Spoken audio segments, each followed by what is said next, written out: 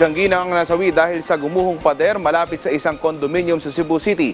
Ilang bahay naman ang binahabunsod na rin ng malakas sa pag-ulan. Si Jessie Atienza ng PTV Cebu sa detalye. Baha ra guys, pero panggutom ang mga tao, bahala na lang. Hindi alintana ng pamilyang ito ang abo-tuhod na baha habang naghahapunan.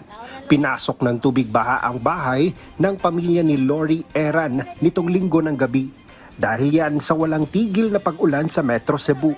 Nakunan din ng netizen na lubog din sa tubig baha ang mga motor sa downtown area na tila tumirik na sa gitna ng kalsada dahil sa abo-tuhod na tubig baha.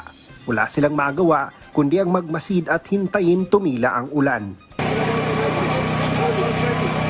Nirespondihan ng mga rescue team ng Cebu City at ng BFP Special Rescue Force Region 7 ang mag-asawang natrap sa loob ng bahay.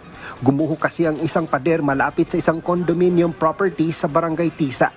Ayon sa mga otoridad, tumagal ng 7 oras ang rescue operation na ikinamatay ni Elisa Batin. Nakaligtas naman ang kanyang asawang si Liberato. Mahirapan ang naturang rescue operation dahil sa patuloy na pagbuhos ng ulan na nakapagdulot ng instability ng lupa. Kaya sobrang pag-ingat ang ginawa ng ating mga rescuers upang walang disgrasya ang mangyari sa mga ito.